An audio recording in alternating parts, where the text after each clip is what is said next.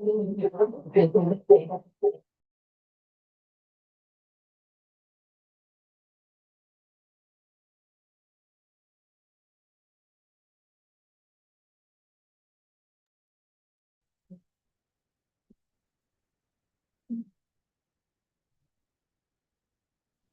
morning. Good morning.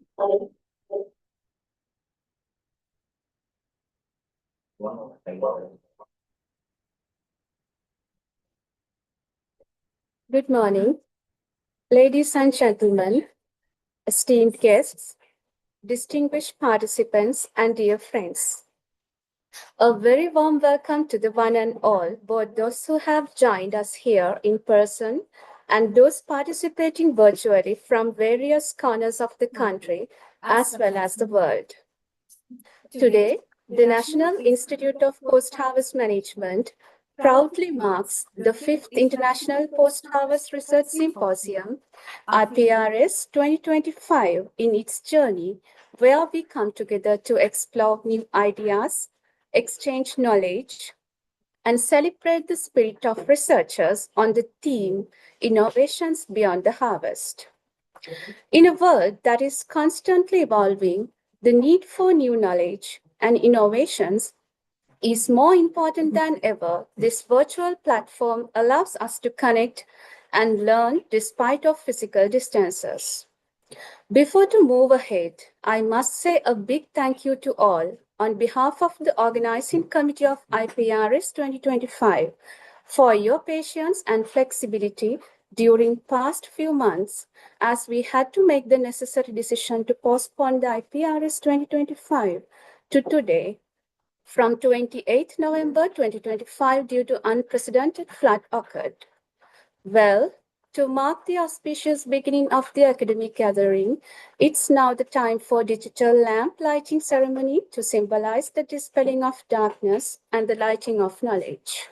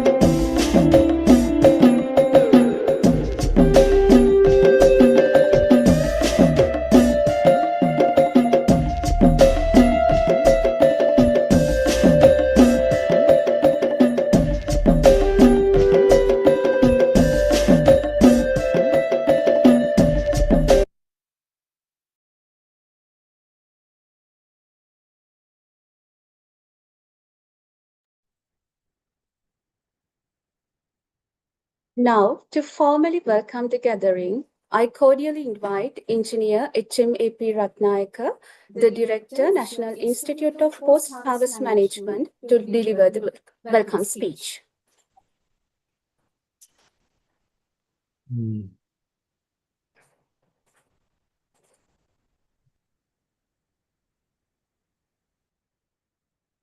Good morning to everyone.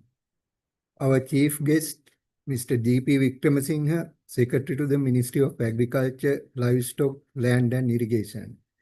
Our distinguished keynote speaker, Professor Dai So from Wuhan University of China. Our guest speaker, Mr. Gamu Jayasundara, Senior Business Manager of Prima Group Sri Lanka, representative from the Ministry of Agriculture and the Department of Agriculture. Members of the Board of Directors of the National Institute for Post-Harvest Management. Our respected panel members, session chairs, reviewers, researchers, presenters, and participants joining us virtually from different locations. It is my great pleasure to warmly welcome you all to the International Postharvest Symposium IPRS 2025, the fifth research symposium of the National Institute of Postharvest Management, organized under the theme Innovations Beyond the Harvest.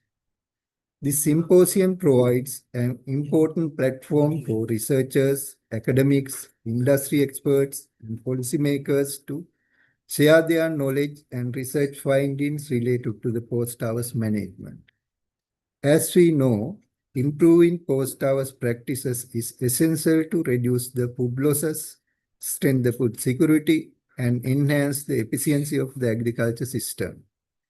Therefore, as the Apex Government Institute addressing issues in the post-harvest sector, we are proud to organize this research symposium to facilitate knowledge sharing and collaborative solutions. Today, we are deeply honored by the presence of our chief guest, Mr. D.P. Vikramasinghe. Sir, your participation today reflects the importance given by the Ministry to the research and innovation in agriculture and post-harvest management.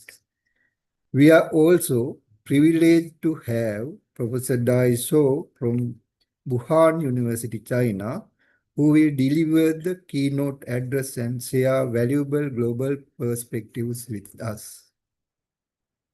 Our sincere appreciation also goes to Mr. Gamunu Jayasundar of Prima Group Sri Lanka for joining us and sharing industrial perspective through the guest speech.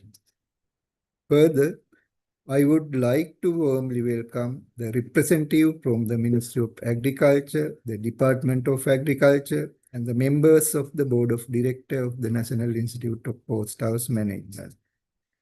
I also welcome the reviewers of the research papers, the session chairs, and panel members.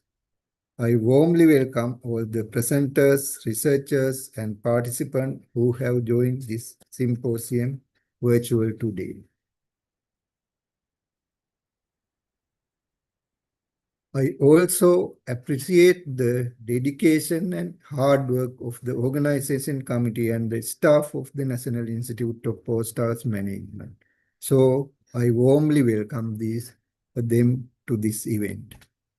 Dear participants, I want to emphasize that your research, discussions, and ideas are very important to advance in post-harvest science and technology. Your findings will definitely help to improve the post-harvest sector of the country. Once again, I warmly welcome you all to IPRS 2025 and I wish you a productive and insightful symposium today. Thank you very much. Thank you, sir, for your gracious words. A strong foundation is essential for any great endeavor, and this conference is no exception. So now it is time to call upon Professor Rohita Prasanta, Chairman, National Institute of Post-Harvest Management, to give an overview of IPRS 2025.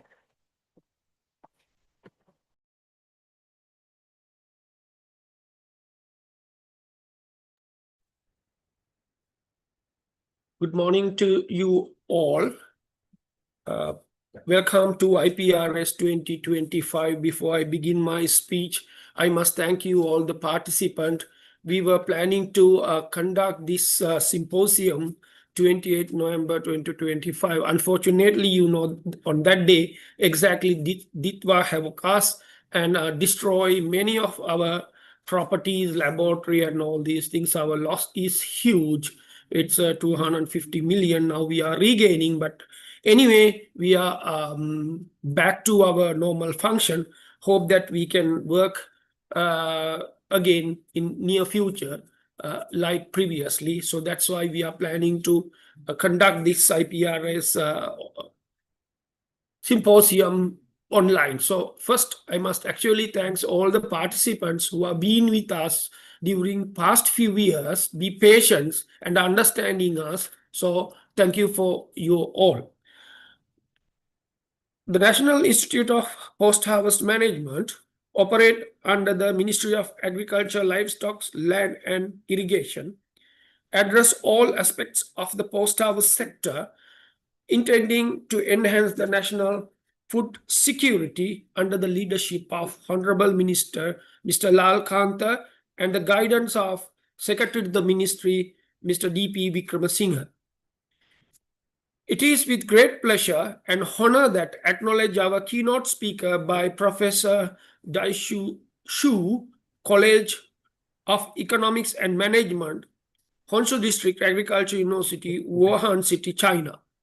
And guest speaker, Mr. Gamunu Jayasundara, my good friend, Senior Business Management in Agriculture, Prima Group, Sri Lanka. Thank you for with us and your support. I know that you physically came on the Ditwa that day, and you also stuck in the Anuradhapura, and be patient, and thank you, Gamunu, for your understanding and being with us. My sincere appreciation to Professor Mrs. K.M.S. Vimalasiri, Editor-in-Chief of the 5th IPRS 2025 Symposium, and all participants. And I warmly welcome to our distinguished guest, Dr. P.H.D. Janaka Pushpakumar, the Vice Chancellor, Rajarat University of Sri Lanka, Professor M.H.J.P. Gunaratna, Dean, Faculty of Agriculture, Rajarat University of Sri Lanka, and Professor T.C. Bamnuarachi, Dean, Faculty of Technology, Rajarat University of Sri Lanka. Thank you, sir. You are being with us. Thank you. And What a your hum help and being with us these days. Thank you. On behalf of the staff of NIPHM, I am deeply honored to acknowledge the member of the Board of Directors, session chairs, and panel member, distinguished academic researchers and administrators, and all other present online today. This institute assumed its function as Rice Processing Research and Development Center. Then it was called as RPRDC, attached to the Paddy Marketing Board in 1976 with FAO UNDP assistance. On 19 June 2000, the Institute of Postharvest Technology, then IPHT, was first established under the purview of Ministry of Agriculture through extraordinary gazette notification. The newly established institute was assigned the function and responsibility of conducting post-harvest research and development, not only on rice and grain, but also other field crops, vegetable, fruits, spice crops, and cut flowers. The name of the institute was later changed to the National Institute of Post-Harvest Management on 27th October 2018. So this is the only institute in the country where handling post-harvest technology dealing with food-related and production matters, only the institute in the country, especially plant-based product. The National Institute of Post-Harvest Management, NIPHM, comprises research, engineers, extension officers, and administrative staff with specialized practical knowledge. The supply and value chain management of grains, spices, fruits, and vegetables, as well as expert in the product development in the field of mechanical engineers, food technologists, and nutritionists. The institutes provide wide range of technical service, including research and development training, consultancy, and laboratory support to national and international projects, as well as to the government agencies and private sector organizations operate in the country. The primary goal of NIPHM are to reduce post-harvest loss 25% for perishables and 5% for durable by about 2028, within another 3 years of time. And to support the growth of agro-based industry, particularly in value addition, these objectives are pursued through institutes' core function of researchers, development, project, training and extension, consultancy and laboratory service, but are finally aimed at strengthening the supply and value chain of agricultural crops. In addition, NIPHM plays a pivotal role in promoting innovations in post-harvest handling, processing, storage technologies, helping to reduce losses, improve product quality, enhance food safety, and strengthen the competitiveness of Sri Lankan's agriculture sector in domestic and international market. As a result of 25 years dedicated research and development, in fact, we have actually 49 years of experience in the field of post-harvest technology since 1976. Now this year it's completed 50 years, because we were first start as a rice processing research and development center, in basically handling the post-harvest technology of rice and the other durables.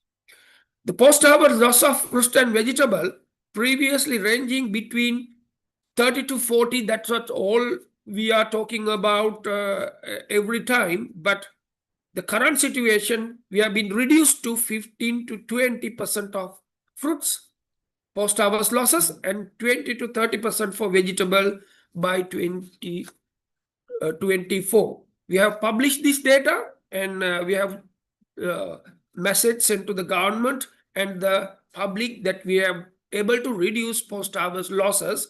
These losses, a major steps in achieving this reduction has been introduction of secure packaging, systems of minimized losses during transportations.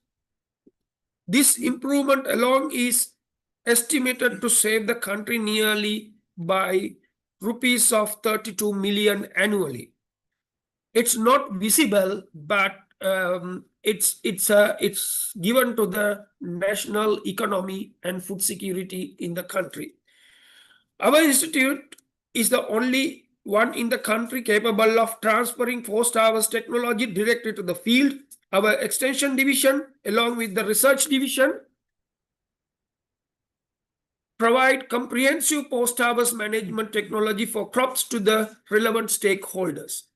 We also provide formal training on post-harvest technology to officers from institutions such as Department of Agriculture, the Agrarian Development, and Divisional Secretariat. As a result, around 180 entrepreneurs we have established in the period of 23-24. We have published this data now in the amount of entrepreneurs we have developed and their capacity and their earnings and so on. We have this data at the moment, and we have given to the ministry as well. Additionally, the fruit processing centers established in Hambantota district in October 2024 has exported over 22,000 kilograms of fruit pulp to the international market, generating more than $64,000 of 64,000 in foreign exchange by now, and creating numerous direct and indirect opportunities in the country. This center serves as the successful example of PPP model in the country, the public-private partnership, demonstrating how much collaboration can be effectively established and operate with PPP models. I think any one of you interested, please visit to Hambantota, and you can see how successfully established that one.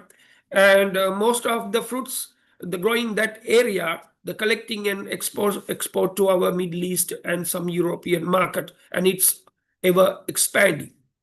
This is the only state institute that provide all technologies necessary high quality rice production, including appropriate machinery, warehouses, and infrastructure required to establish small, medium, and large scale rice production in the country.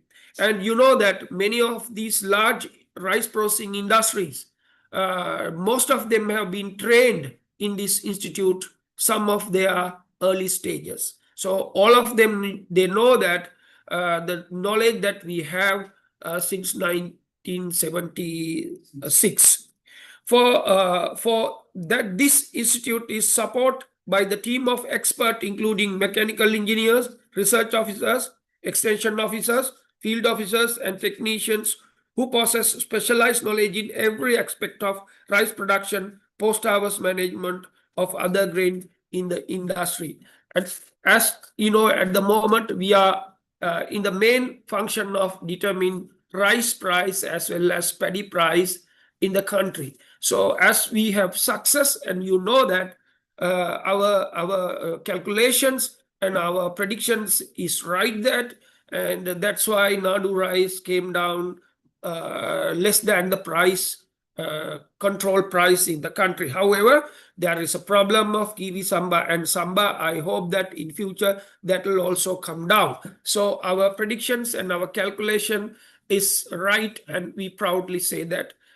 Government also accepted. Thank for our secretary and the minister for believing us in that respect. Over the past 49 years, we have introduced wide range of advanced technology to the rice processing industry in the country, including notable improvement in rice quality and introduction of rice flour, along with the broader variety of rice flour based production to the market. I must proudly tell you that we are the institute first introduced rice flour based bread to the market and rice based product. It was 1996. Then it was very popular in the country. Now every bakery is doing that. As well as we are the first institute that introduced the Galvali Nati Sahal.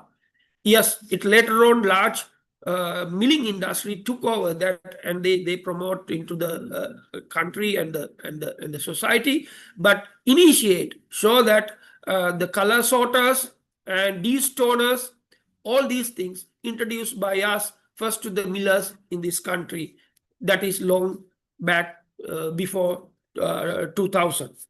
The institutes provide service to the food industry entrepreneurs to the ISO certified laboratory, the only such facility in the north central region, serving not only to this area but also the eastern, north, and the northwestern province, covering nearly half of the country.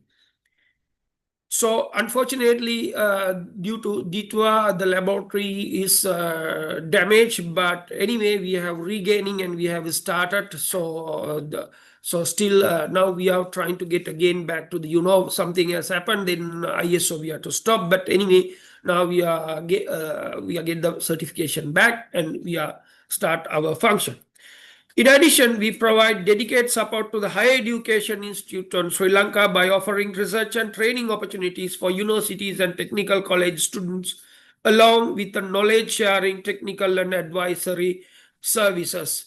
Any individual who have graduated in field of agriculture, BSc in agriculture, know that at least one time in their undergraduate life, they have been to this institute and got the training. So then we are providing research facilities for the final year students, as well as industrial training and research facilities, not only the undergraduate. Now we are providing to the postgraduate, as well as in future, we are collaborating with other international universities, and they also will be joined here soon to do their postgraduate studies, their research with us. According to the NIPHM, is the only institute that has officers with a wide range of expertise for all post-harvest activities, from harvesting to consumption of the crop. Therefore, NIPHM plays an important role in making the government implementation, the post-harvest development program successfully in this country. Therefore, I confirm that the 5th International Post-Harvest Research Symposium, IPRS 2025, organized by the National Institute of Post-Harvest Management, will serve as the vital platform for sharing scientific knowledge, fostering innovations, and promoting collaboration across the food production and post-harvest sector in the country. The symposium will not only showcase the cutting-edge research and technological advance, but also provide knowledge for the policymakers, researchers, industry, and young scientists to exchange ideas, discuss challenges, and identify solutions that can enhance the food security, reduce post-harvest losses, and strengthen the competitiveness of Sri Lankan agriculture sector in global market. Thank you for being with us and participating to the IPRS 2025. Thank you. Thank you, sir. In just a moment, we are going to unveil our official symposium highlight reel, a quick journey through the most impactful moments that are going to be shared with you.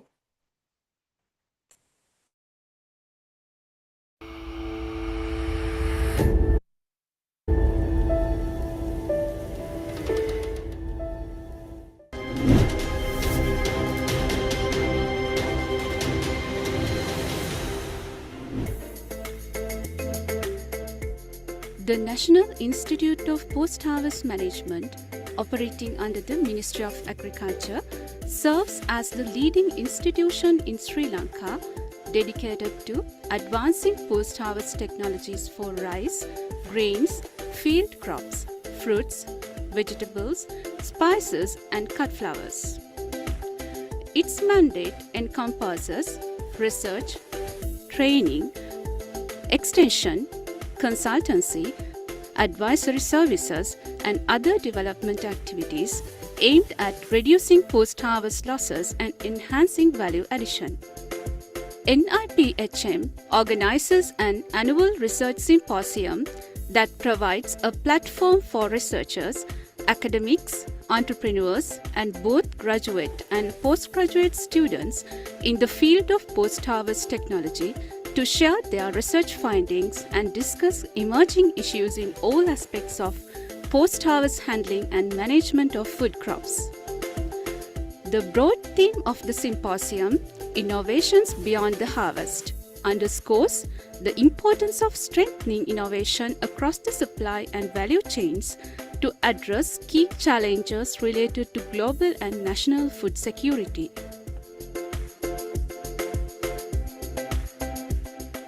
Storage, post-harvest pathology, and post-harvest entomology. Efficiency of biaxially oriented polypropylene films in maintaining microbial stability and moisture retention of plant protein-enriched pasta. Plant protein fortification enhances the nutritional profile of wheat-based pasta but increases its susceptibility to moisture absorption and microbial spoilage.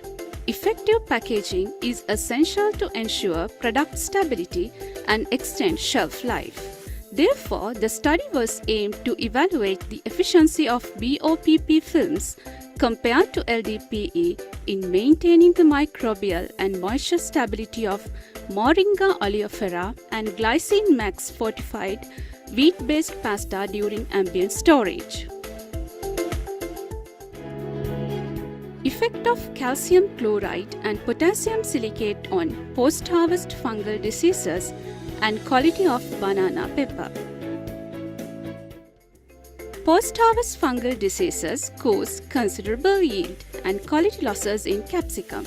There is a growing need for eco-friendly alternatives to synthetic fungicides by considering the various health hazards to the consumers. The study was focused to investigate the effect of calcium chloride and potassium silicate on post-harvest fungal pathogens in vitro to protect pod quality and reduce disease development on capsicum under tropical ambient storage conditions. Food technology. Evaluating the compatibility of rice husk and cassava starch for the development of biodegradable packaging materials. The study aims to develop an eco-friendly biodegradable packaging material by combining cassava starch with rice husk powder, and this approach seeks to reduce plastic waste while utilizing an abundant agricultural byproduct. Development of a nutrient-enriched snack bar using superfine string hopper byproduct flour, horse gram flour, and wheat flour blends. Large-scale string hopper flour production generates a fine byproduct often discarded or used as animal feed. Utilizing this nutrient-rich byproduct with horse gram flour can enhance its value while developing a healthy, protein and fiber-enriched snack. The study evaluated a nutrient-enriched snack bar formulated from string hopper byproduct flour, horse gram flour, and wheat flour blends. Development of an oats and rice-based breakfast cereal. Due to rising health concerns, there is a higher demand for nutritious, ready-to-eat foods. Oats and rice are popular gluten-free, low-glycemic grains rich in fiber, and ready-to-eat oats and rice-based breakfast cereal is an option to address major health issues in the current society while meeting the demand for nutritious, convenient foods in the market. Effect of ascorbic acid pretreatment on curcuminoid retention and quality of turmeric powder. Curcuminoid content and other quality attributes of turmeric powder degrade during processing and storage, reducing product quality. This study investigated the effect of ascorbic acid pretreatment on curcuminoid content and physicochemical properties of turmeric powder with a view to producing high-quality turmeric powder for the consumers. Development and quality evaluation of a fermented pickle from radish and no-coal leaves. This research focuses on converting discarded radish and no-coal leaves, which are nutrient-rich but often wasted during long-distance transport, into value-added fermented products to reduce crop waste and enhance food sustainability. The study incorporates probiotics with product evaluation through quality, sensory, microbiological, and shelf life analysis. Value addition to cassava through the development of chocolate-coated biscuits, physicochemical, nutritional, and sensory evaluation.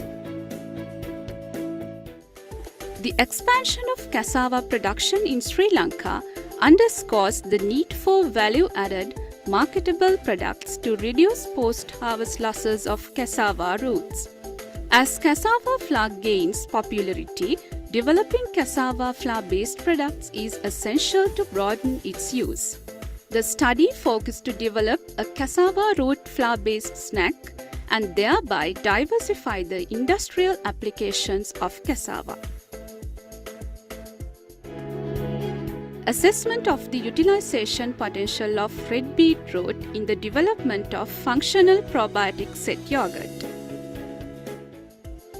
Beetroot is known for its abundance of carotenoids, flavonoids, nitrates, vitamins, and minerals among possible natural supplements. So, this study aimed to develop a nutritious probiotic yogurt incorporating beetroot without negatively affecting physicochemical qualities. Investigating the bioactive composition of pineapple peels stored under ambient conditions. Implication for enhanced agricultural waste utilization in Sri Lanka. Food manufacturing facilities generate a substantial amount of waste over a prolonged period.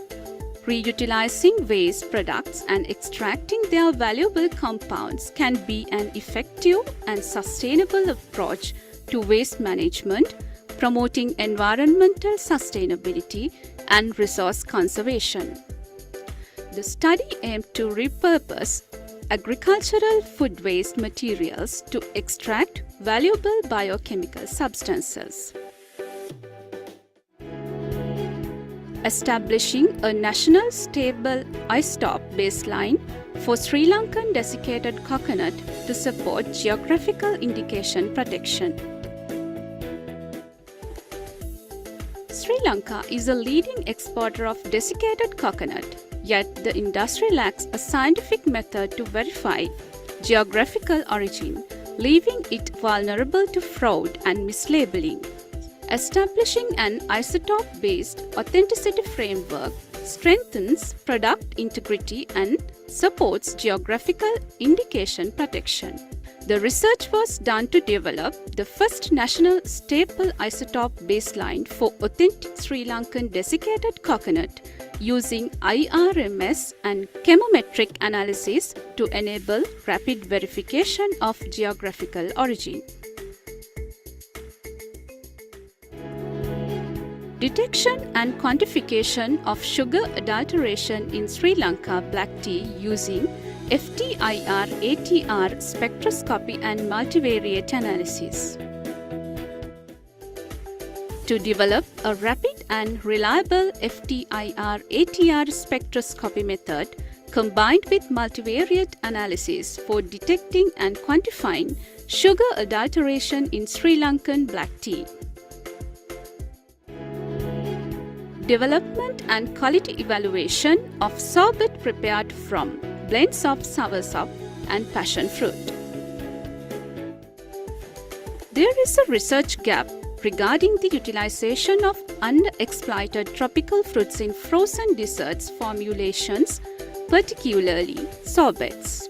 The study investigated the quality attributes of such sorbets could contribute to the development of healthier, naturally flavored frozen desserts while promoting the value addition of these underutilized fruits. Development of poultry feed for layer hens using vegetable crop wastes. Food waste is a major global challenge with significant losses during production and consumption. Using discarded fruits and vegetables to produce animal feed, specifically poultry feed, offers a sustainable and eco-friendly solution, lowers feed costs, and also supports the principles of a circular economy by turning waste into value. This study was done to develop a cost-effective and eco-friendly pelleted animal feed from vegetable waste to reduce food waste and contribute to a circular economy. Product optimization and flavor enhancement of mushroom sausage with different plant sources. With the rise in vegan diets, mushrooms have gained attention as meat alternatives. However, many mushroom-based products have low consumer acceptance due to poor flavor. This study aimed to optimize an oyster mushroom-based sausage by enhancing its flavor using plant-based ingredients such as kochi, garlic, and spinach. Post-harvest engineering. Non-destructive imaging for okra maturity assessment using machine learning. Accurate assessment of okra maturity is vital to ensure timely harvests and reducing post-harvest losses. Conventional visual or destructive methods are subjective and inefficient, motivating the use of thermal imaging and machine learning for rapid, non-destructive classification. The study was focused to investigate the application of thermal imaging combined with machine learning algorithms as a non-destructive method for determining the maturity of okra. Post-harvest handling. Evaluate the effect of wax coating on shelf life of kiri idda. Kiri idda is a very popular flower in cultural and religious occasions and very famous among Hindu people. They have a short shelf life, about 3 days, in the commercial market due to their rapid moisture loss. The study revealed that wax coating effectively extends the shelf life and maintains the quality of kiri idda flowers. Development of ready-to-use ash gourd chunks with extended storage life. Ash gourd is a common yet less utilized crop in Sri Lanka.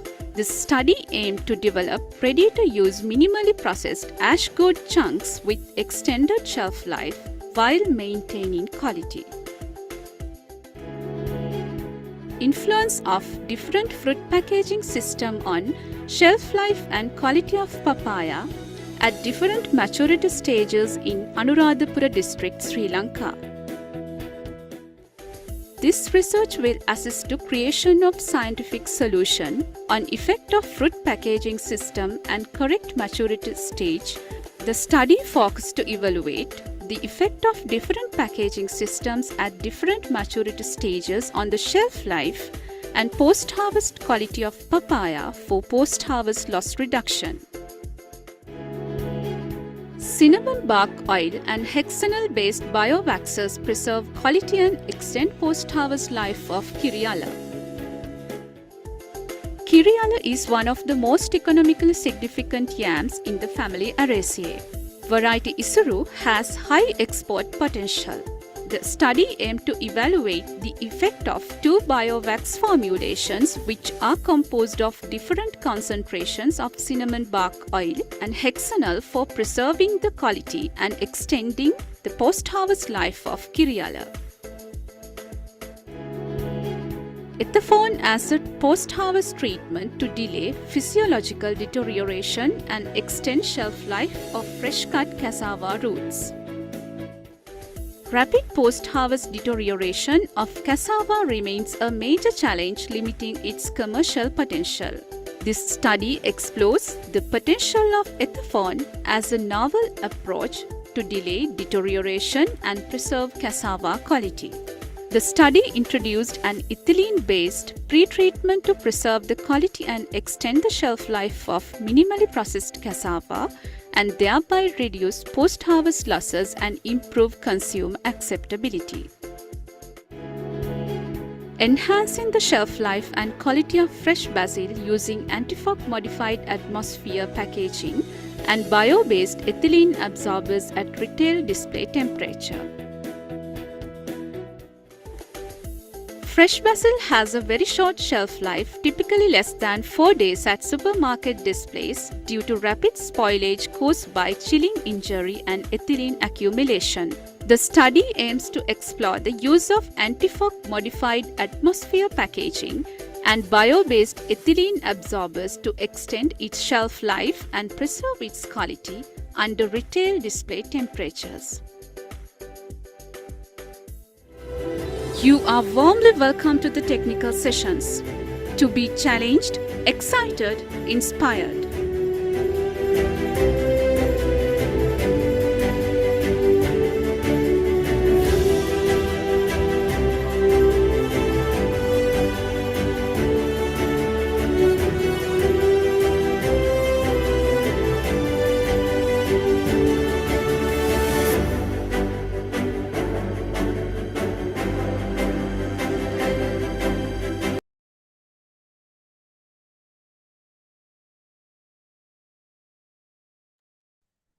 Thank you. Before moving to next speech, I'm delighted to announce the official launch of the proceeding of IPRS 2025. This volume represents countless hours of dedication of our authors, reviewers, and most importantly, the chief editor, retired Professor Sorna Vimalasiri.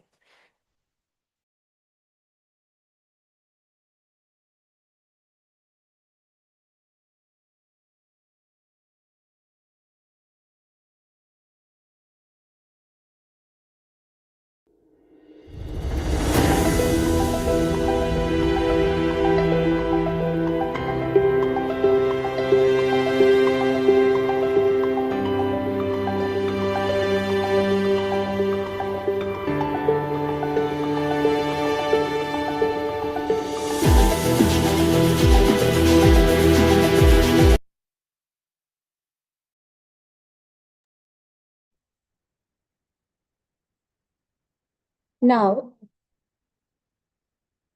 I'm much glad to invite Mr. D.P. Vikramasinghe, the Secretary, Minister of Agriculture, Livestock, Land and Irrigation to address this prestigious gathering.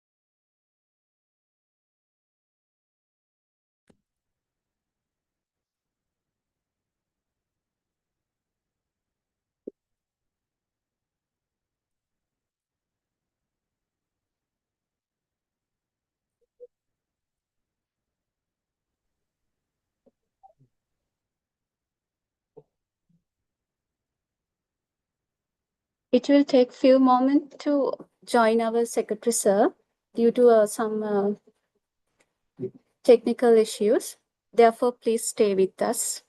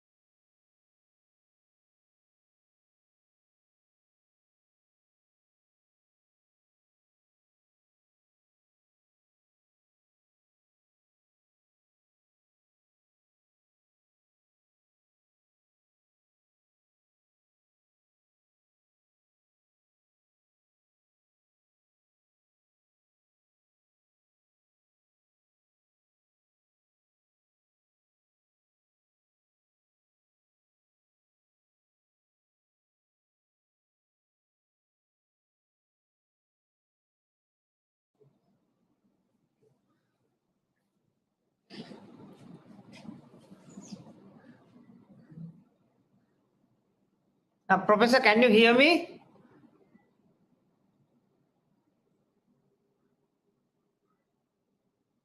Professor? Yes, sir, you are audible. Audible. Okay, thank you.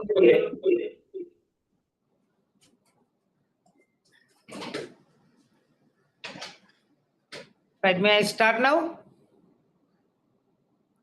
Yes, please, sir. Right. Right. Thank you very much. Good morning. Actually, I can't see the audience, but I like to thanks all the participants for this important event. I am pleased to extend my greeting to the International Postharvest Research Symposium in 2025, organized by the National Institute of Postharvest Management. This symposium continues to serve as an excellent platform for presenting novel research findings and recognizing the valuable contributions of scholars, scientists, and professionals dedicated to advancing national priorities in the post-harvest sector.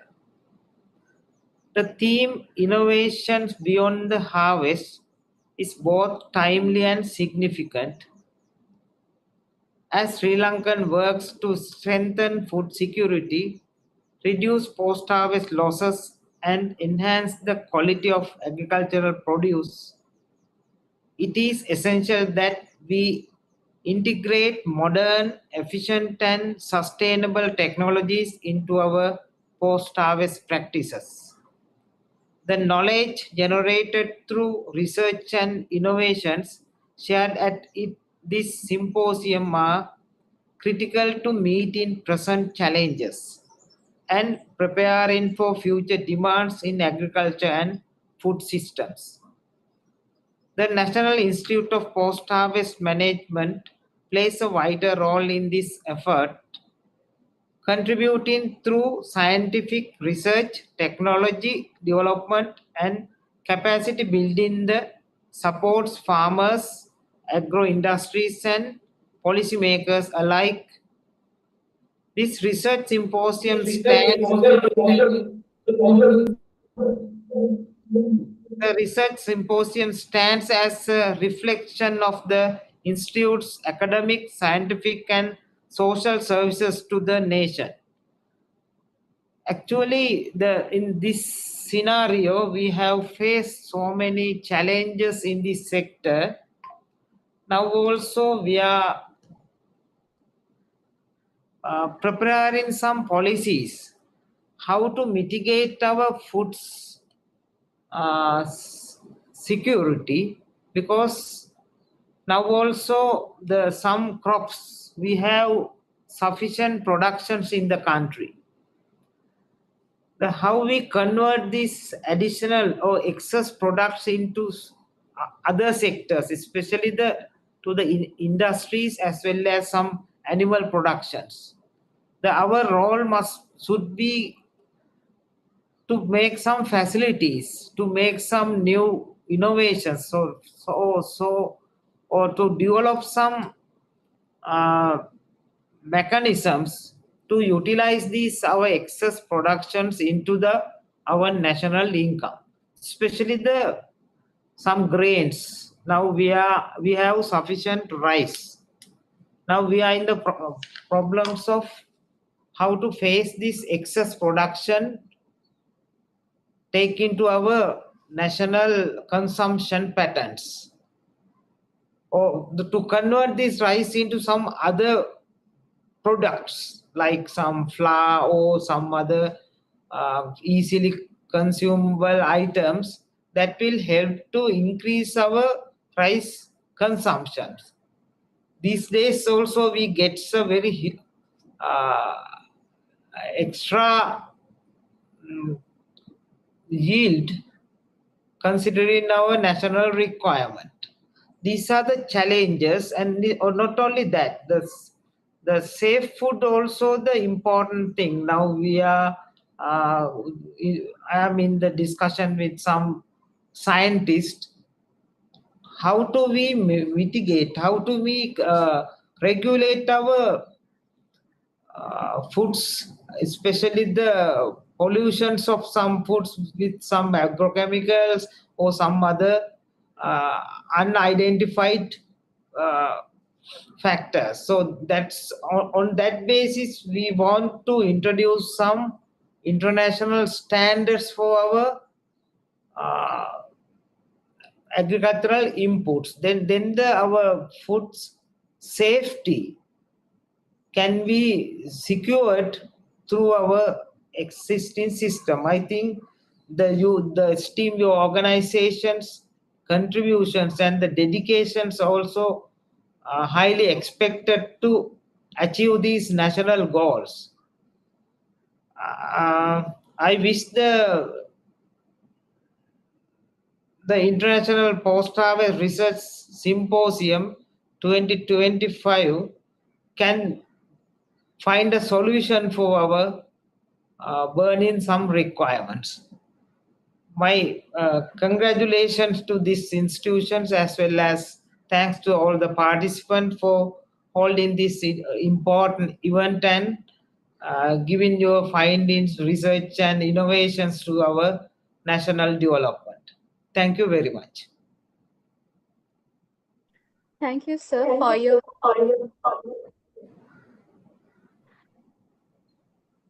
Thank you, sir, for your remarkable words, and your presence adds great significance to this ceremony. We would be much honored to present you with a token of appreciation to symbolize our heartfelt gratitude to you, and we look forward to send the physical memento of our thanks shortly. Ladies and gentlemen, it is now time for the guest speech of the session. Before that, I would like to call upon Mrs. Sarada Hettiarachchi, Secretary to IPRS 2025, to introduce our esteemed guest speaker of IPRS 2025 to you all.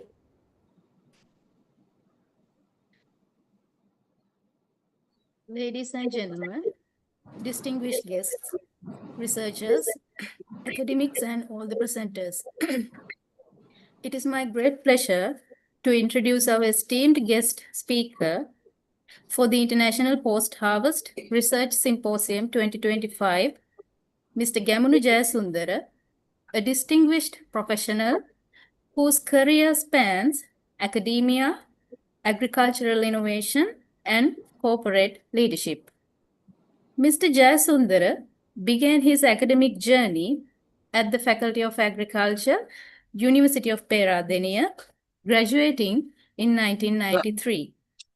He later strengthened his managerial expertise by earning an MBA from the University of Colombo in 2000.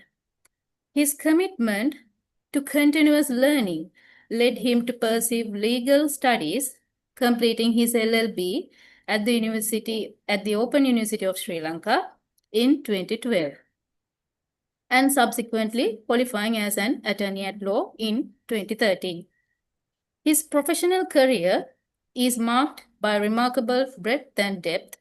He initially served as an assistant lecturer in agricultural engineering at the University of Peradeniya from 1993 to 1996, contributing to academic growth and research.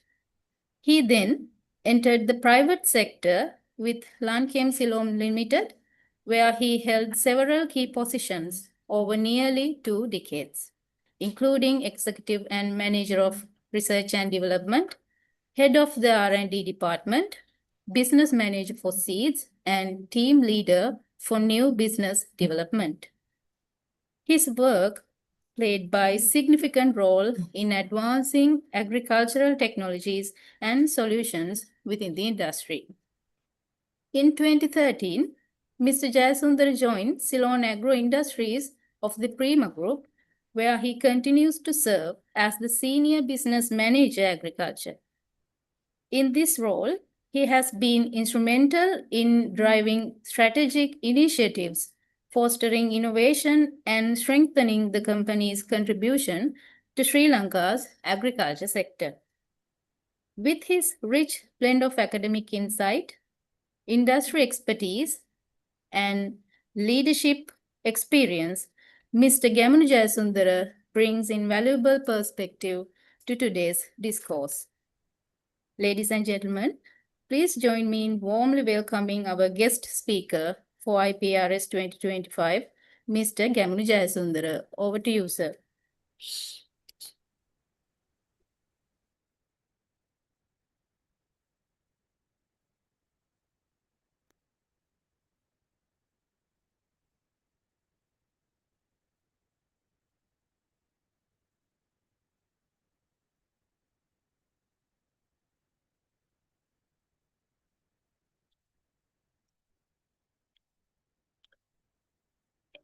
Good morning, everyone. Thank you very much for a very long introduction. I never expected such kind of warm welcome from all of you.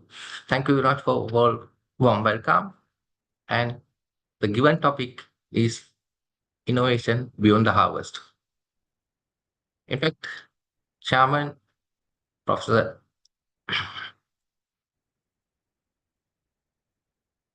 can someone confirm that I am audible? Yes, sir. Thank you very much. The invitation came from Professor Rohit, one of my good friends, and I thought to share my knowledge. I had been in this private sector for 3 decades, and currently I am working in a company who do the value addition the most.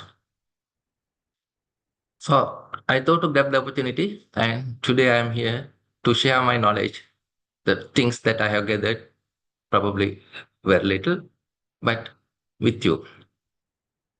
Innovation beyond the harvest. Of course, that is where our company is in. So just to have an introduction, I'd like to say, as Professor Rohit mentioned, post-harvest losses is the major barrier to profitability and the food security of our country. We observed significant losses occurred in handling, drying, storage, and marketing.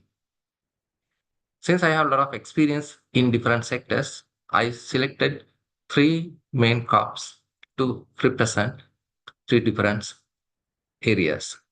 First one is maize, which is we are very familiar with, and tomato as a fruit crop, because in Sri Lanka, the most sellable item is tomato, I guess. And the big onion, always we face the issues of storing big onion. Well, as Professor said, the post-harvest losses is about 30 to 40% in vegetables in our country, 30 to 40% in fruits, and 12 to 18% in grains. Do you think that we are far below the world? No, we are almost with the world. If you look at the figures of world average also put in the same basket. In our country, the main challenges what we are in is we have fragmented farms, limited storage and less value addition opportunities what we have in the farmers level. We'll take one by one. The maize. In Sri Lanka, we cultivated about 100,000 hectares of maize in average per annum, and we are expecting a yield of somewhere around 500,000 metric tons. But are we getting that? Of course, because of some natural issues, because we are mainly depend on grain fed, usually we get about 300 to 400. Are we getting that 300 to 400,000 tons to our process? No. The key issues are high moisture at harvest. When you are harvesting, the moisture level is somewhere around 18 to 30%. And our farmers used to do that sun drying in the roadsides and within tarpaulins. It creates uneven drying and a lot of aflatoxin risk. I know you are well aware of aflatoxin. And storage pest. You must be knowing that we are storing about 6 to 8 months maize for the consumption.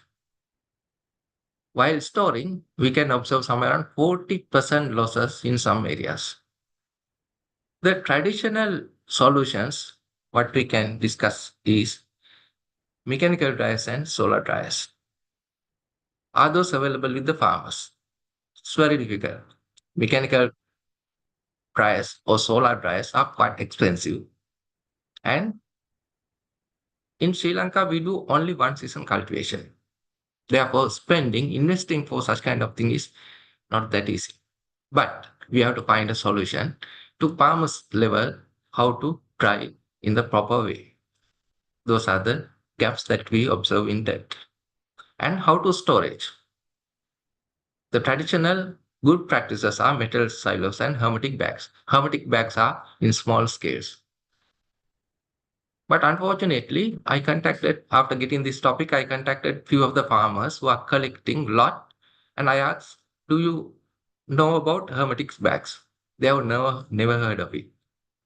You see, we have the technology, but we have not taken it to the required people. End of the day, the losses still remain the same. And also, the value addition are the best thing that we can do to prevent the losses. Of course, in Sri Lanka, maize used for the animal feed, we are buying about 60 to 70,000 metric tons, and we store in our own stores. And that is one of the main thing that we can do. And there are traditionally corn grits, snacks, cereal industry, corn flour, corn starch, and value-added human food products available in the country. And I have seen some of the presentation today also. You can see value-added human food products you have improved and you are presenting today. I'll come to the same topic later. And for the time being, we'll move to the tomato sector. As all of you aware, tomato is highly perishable crop. That is the nature and that is the beauty of the crop as well. That's why we can use it for a lot of salads and a lot of preparations. But in Sri Lanka, the handling is not that good. You would have seen a lot of people use crates, wooden crates, prepared by the waste timber, and the dimensions. Have you ever measured the dimension and verified whether it is the right dimension? I don't think so. Because of such kind of traits, the damages are very high. Some farmers, they fill the tomatoes in gunny bags as well. But recently I observed some of the farmers, they use cardboard cartons to pack the fruits of tomato. It's a good initiative someone has done. And we have seen those fruits can be kept for a long time. And in Sri Lanka, there is another issue, lack of grading. In Sri Lanka, tomato is tomato, but in other countries, you cultivate tomato for processing, for salads, for other purposes, beef tomato, cherry tomato, so on and so forth. But in Sri Lanka, tomato is tomato. Then there is a problem for the processors. I'll come to that later as well. And also we cultivate together and in a season, so gluts causes severe price drops because it's a very perishable crop. If we can't sell within 3 days, it would be perished and finished. Solutions in the traditional solutions are plastic crates, field grading, evaporative cooling, and decentralized processing. And there are a lot of opportunities for tomato to do the value addition. Number one is tomato paste. Unfortunately, none of the big companies, they use Sri Lankan tomato for puree. The reason, as I said here, there is no grading and the consistency of the puree is not there. So when we are doing mass processing, it's very difficult to use the puree developed from tomato of Sri Lanka. Therefore, most of the people, we import the tomato for actually we import as puree. The tomato sauce and ketchups, of course, you would have seen. And sun-dried tomato, I have not seen here in Sri Lanka much. And dehydrated tomato flakes and powder, I have not seen here. And canned tomato, that is also, it is not that popular here in Sri Lanka because we have a lot of fresh thing to eat. When it comes to big onion, that is in vegetable sector, these are common for all the vegetables. Key issues are inadequate curing. You would have seen most of the farmers, they use a lot of urea at the end of the crop, almost end of the crop, where they expect a big bulb, which can't be kept quite a long time. And it is highly susceptible for fungal rots and high moisture, sprouting due to very poor ventilation. So solutions we talk about improved curing protocols, modernized storage, barns, humidity control storages. Do we have?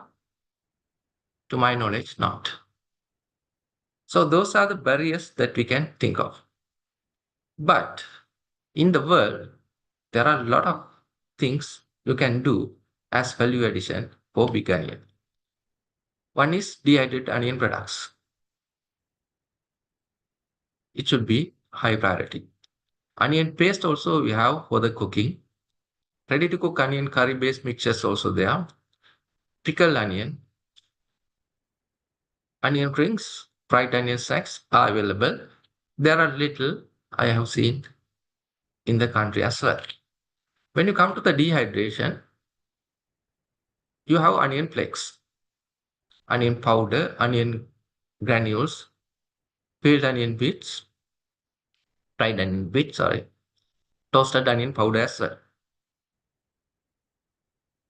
Do you know that most of the companies, big companies, we import onion flakes to do our processing. We use a lot of onion in our company also. We use a lot of onion flakes, but everything is coming from either from India or China. Here, I have not seen onion flakes available in the market. In that matter, onion powder for the flavoring, onion granules also available, fried onion bits, toasted onion powder. Those are the available value-added products, but unfortunately, we don't see any of these in our condition. Well, I have seen a lot of papers in your presentation they have done to value add for the crops after the harvest of all the agricultural products. But unfortunately, these technologies, what you have developed, has not reached to the required people, to my understanding, honest observation that I have. Therefore, training is an essential thing that post-harvest to do the post-harvest innovation. You can do all the innovation, but if it doesn't come to the field, no point of doing that, and it would be in papers and no productivity coming into the country. And the discipline of the farmers, it's a very difficult thing.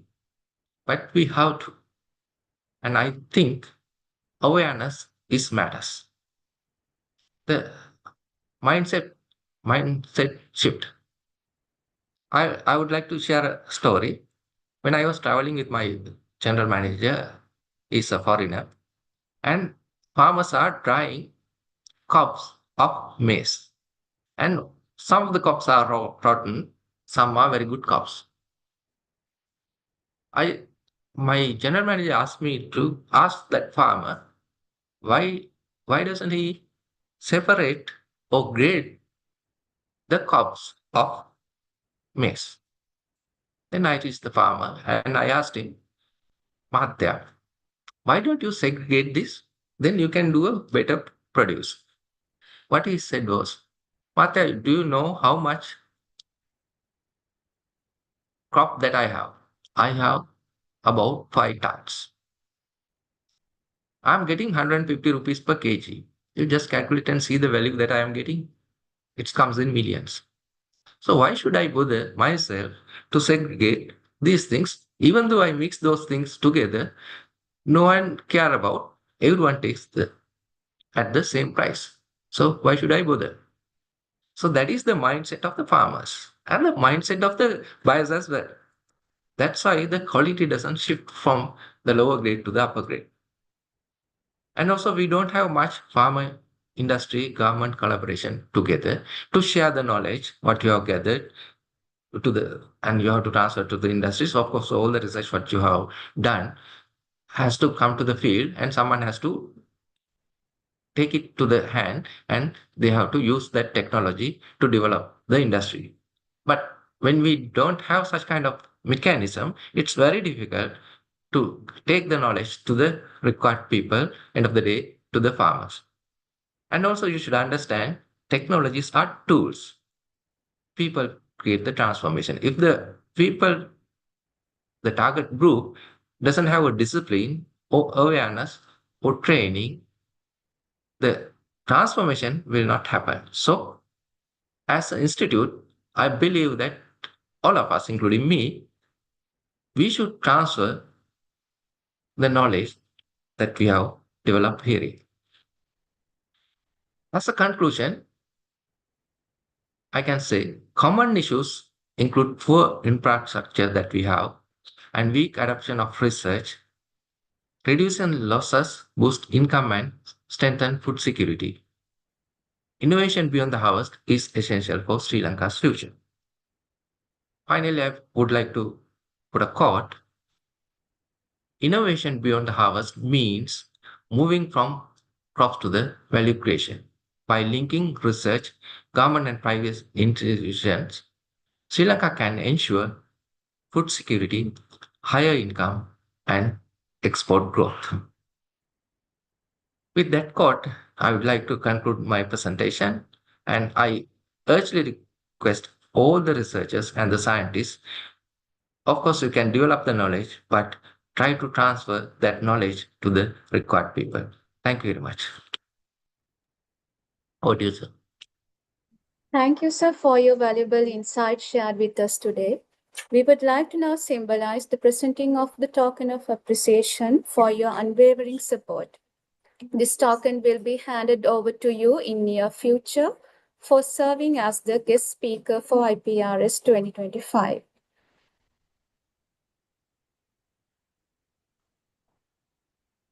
We are incredibly fortunate to have a finest mind in the post-harvest field today as the keynote speaker of the IPRS 2025. Now, I cordially call upon Dr. WMCB Vasala, chairperson to the IPRS 2025, to introduce the keynote speaker to this gathering.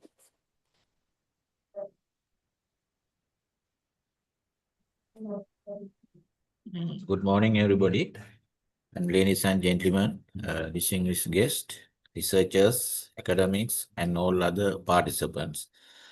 Today, I'm pleased to introduce our honored keynote speaker of the International Postharvest Research Symposium 2025, Professor Dei Cho, eminent academia in the agricultural field. Professor Dei Cho obtained his basic degree from Honshu Agriculture University in China in 1984 and master degree from Honshu Agriculture University in 1987. Its specialty is called physiology and biochemistry. Then he obtained his PhD degree on crop ecology from the Department of Agronomy, Northwestern Agriculture University of China in 1991. His professional career started as assistant professor, associate professor of the Department of Agriculture Economics and Department of Geography of the Northwestern Agriculture University in China from 1992 to 1999. Also, he joined with Environmental Economic Group of Wageningen University in Netherlands as visiting scholar in 1999 and served until year 2000. Then, Professor Shaw again entered the Faculty of Economics and Trade and also Colleges of Economics and Management, Honshu Agriculture University in 2001, and he has been working to date. Meantime, he's extended his career as a visiting researcher, Faculty of Food Science and Technology, Kasetsart University in Thailand from 2004 to 2005. Further, from 2009, he gave his service to Division of Policy Research and Statistics, Ministry of Agriculture, Botswana as a policy consultant. In addition, in 2023, he served as a value chain expert under SSC project launched in Sri Lanka, funded by the Food and Agriculture Organization. Same time, Professor Shaw then worked with the NIPHM R&D team. Other than his academic professional career, he has published number of research papers and book chapters in well-reputed index journals. Today, he is doing a major role as keynote speaker to share his invaluable experience with the audience of IPRS 2025. So I warmly invite Professor Dei Cho to deliver his keynote speech. Thank you.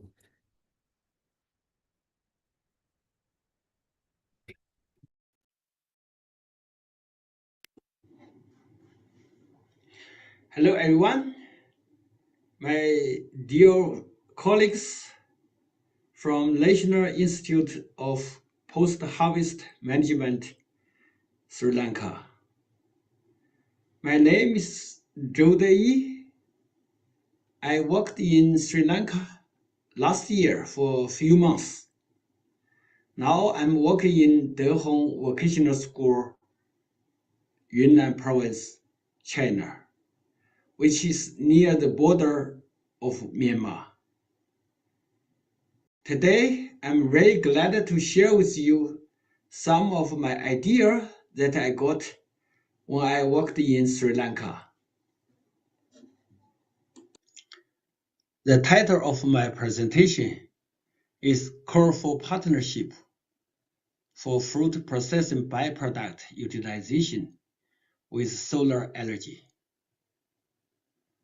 Why should I choose this topic?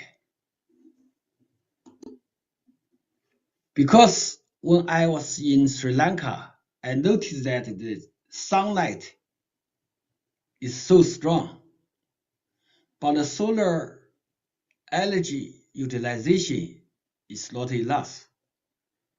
There may have a huge potential to improve the solar energy use efficiency.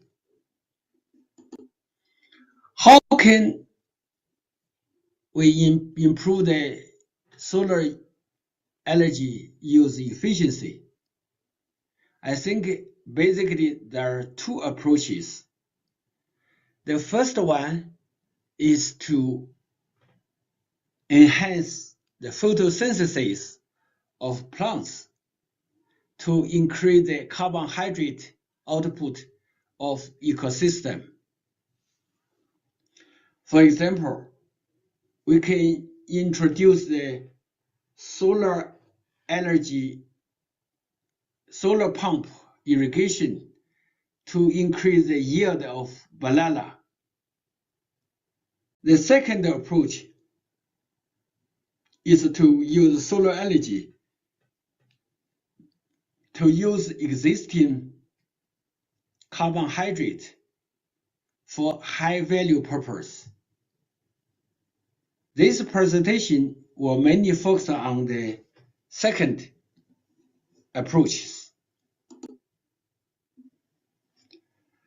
I still remember one day I followed Wasala to visit one mango juice factory. I forget the exact location. The mango factory used the mango to extract juice, but after the extraction, they produce two kinds of byproducts. One is the skin of mango. Another are seeds of mango. So I asked the owner of factory how will he use this residue of processing. I was told this byproduct will be used for organic fertilizer. And obviously this probably don't have too much value. As we know, the skin of mango and the seeds of mango contain a lot of sugar, protein, and other numerous nutrients. If they can be dried in time and processed as an animal feed for dairy cattle, chicken, or pigs, it may have higher value. This is the demonstration farm for our mango tree pruning project. Because of high temperature and the high intensity of sunlight, Sri Lanka mango trees grew very fast. Every year, the trees should be cut twice, otherwise it will be too high for harvesting. That will produce a lot of pruned mango tree branches. Normally, they are used organic fertilizer or firewood that does not have too much value. I think this material can be used as a substrate for mushroom cultivation or growing. I still remember one day I visited the supply chain of supermarket. They collect some mushroom from farmers, but I don't have the chance to visit the farmers. What kind of material or substrate they use for mushroom growing? This is a coconut oil processing factory. So after extraction of coconut, they produce a lot of byproduct, that is coconut shell. I don't know how this factory will use this byproduct, but I was told that this coconut shell can be used for high quality bed mattress for sleeping or for some other purpose. This is a pineapple processing factory. They produce dried pineapple or pineapple cane. After processing, they also produce some byproduct, that is outer layer of pineapple or the skin of pineapple. And obviously, this skin of pineapple contains a lot of sugars. If it can be dried in time and processed as feed for dairy cattle, it will have high value. So why don't Sri Lanka people use this byproduct of fruit processing for high value products or high value purpose? I think one of the important reason is the energy price is too high. Solar panel and the relevant equipment are too expensive. So it will be too costly for factory or farmers to utilize this byproduct of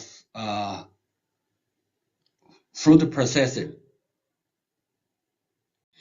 On the other hand, as I know, in China, the solar panel equipment and technology are relatively cheaper. So that may have the cooperation opportunity for both countries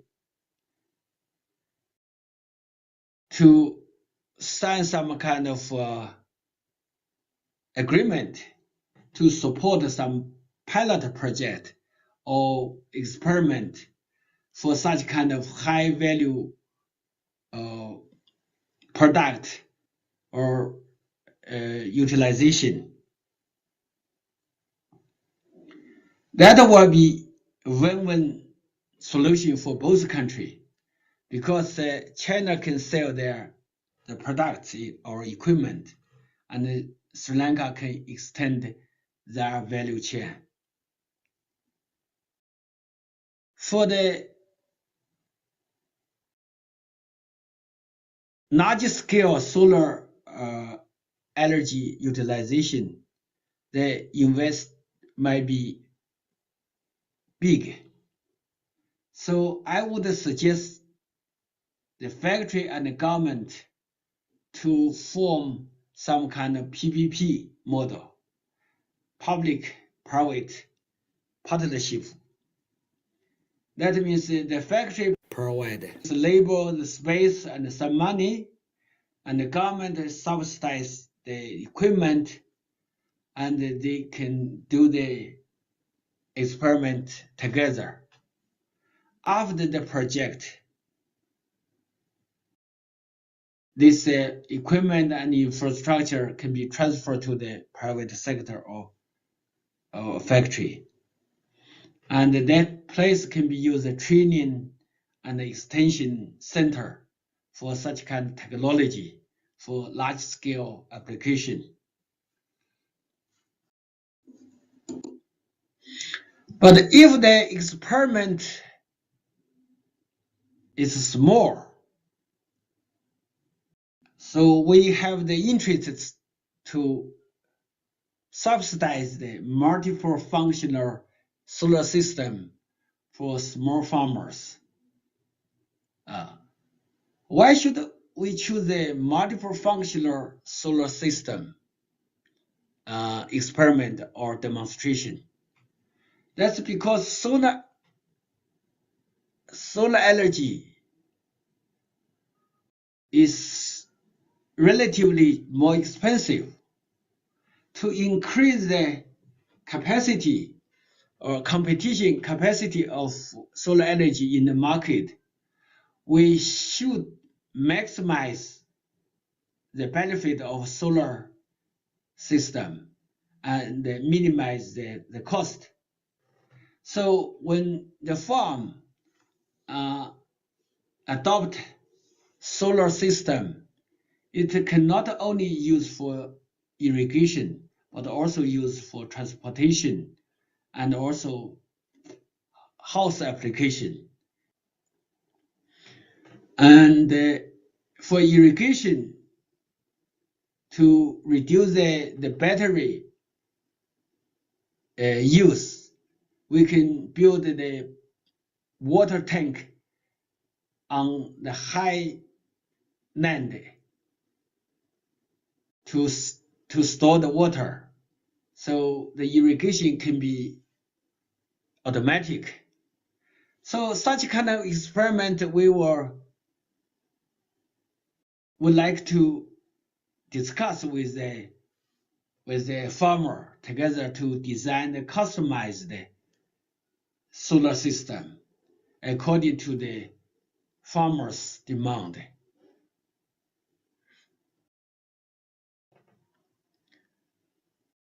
If some farmer have the interest in such kind of small scale multiple functional solar system,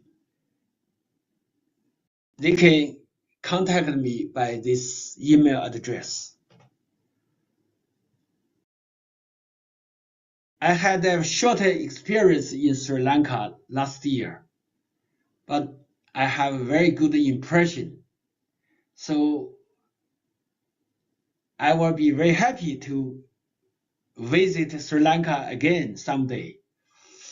Of course, I'm not a specialist in solar energy technology. So to conduct this project, we also need to invite some expert from this field. And because it is an experiment, so we cannot be sure this experiment will be successful. So this is the adventure. There's some risk. So after the experiment, and we can transfer this equipment and the infrastructure to the farm or small factory. So for the training and extension purpose. And this is my presentation. Thank you very much for your attention.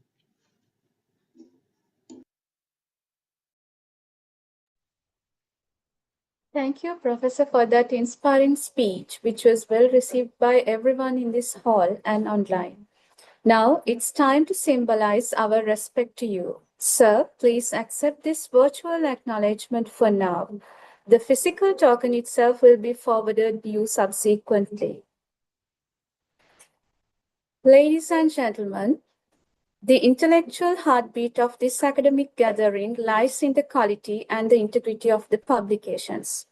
To make this happen, we are fortunate to have retired Professor Sarna Vimalasiri, Department of Food Science and Technology, University of Peradeniya, as the Chief Editor to IPRS 2025.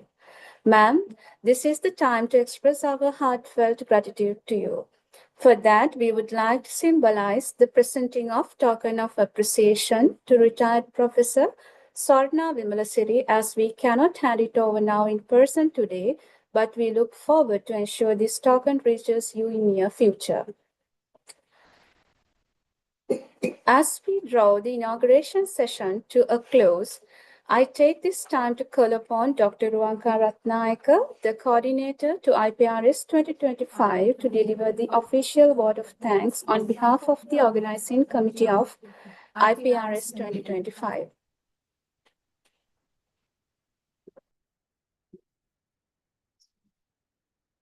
Good morning to you all. Our chief guest, the Secretary to the Minister of Agriculture, Livestock, Land and Irrigation, and all the distinguished invitees, researchers, industry representatives, and members of the NIPHN team who have joined us virtually from different locations. Today, as the symposium coordinator, I feel deeply honored and privileged to deliver the vote of thanks to all dignitaries who join with us today on behalf of the organizing committee of the International Post-Harvest Research Symposium IPRS 2025. This is indeed a memorable occasion in the history of our institution, as we proudly host the 5th International Post-Harvest Research Symposium, bringing together experts and researchers through this virtual platform. First and foremost, I extend my deepest gratitude to our chief guest, Mr. D.P. Vikramasinghe, Secretary to the Ministry of Agriculture, Livestock, Land and Irrigation, for joining us virtually and honoring the occasion with your valuable presence and inspiring remarks. Dear sir, thank you sincerely for taking the time to be with us today and for your encouraging words, which added great value and inspiration to this gathering.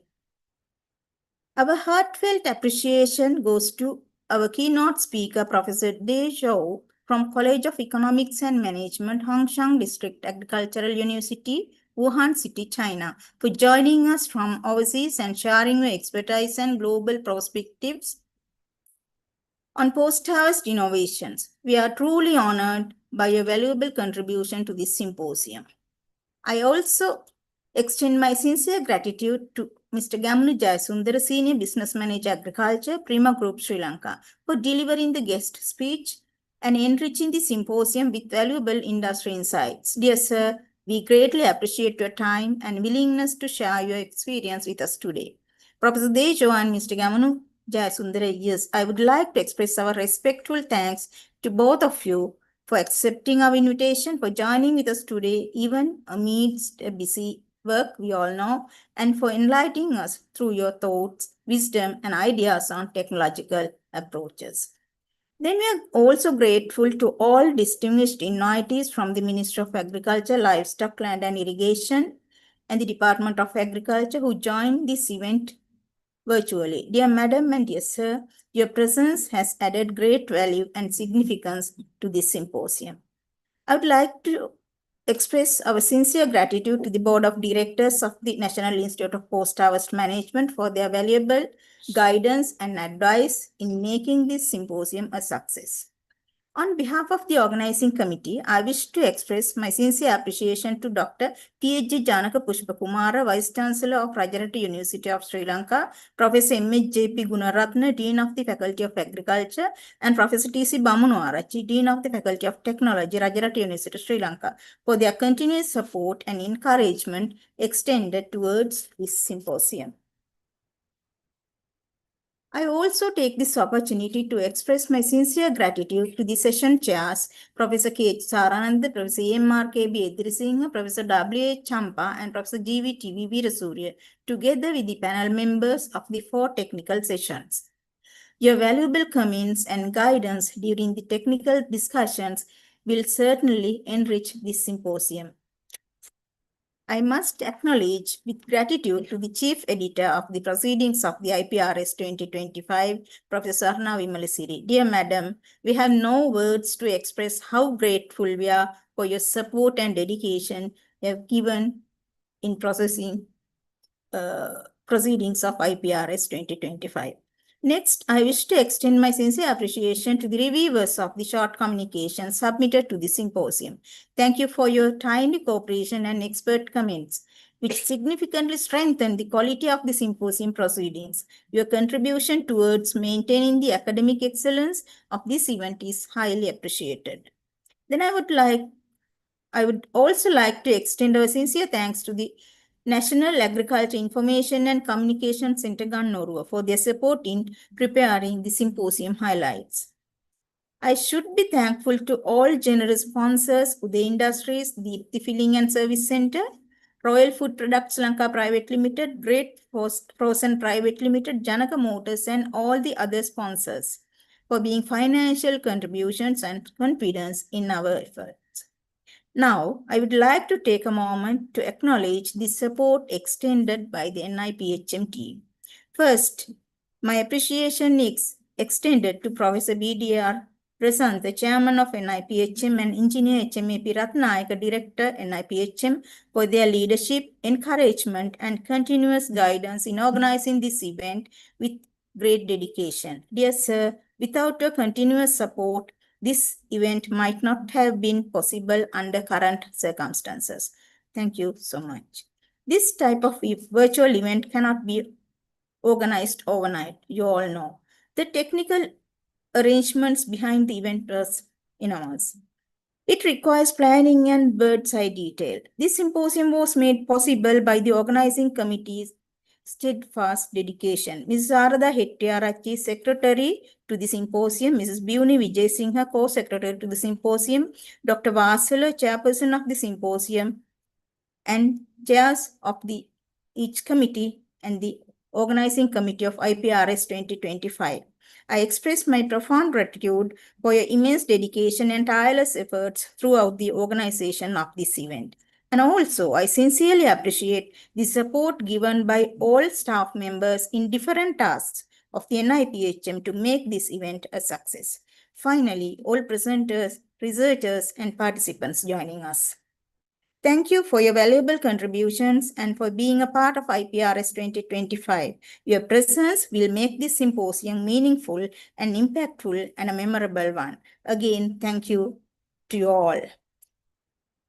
At last, I extend my sincere gratitude to everyone who contributed in various ways to make IPRS 2025 the 5th Research Symposium of the National Institute of Post-Harvest Management a successful and memorable event. Thank you all once again for your participation and continued support in advancing post-harvest research and innovation. Thank you. Thank you, ma'am. Ladies and gentlemen, we are about to conclude the inauguration session of IPRS 2025. Before that, please rise from your seats for the national anthem.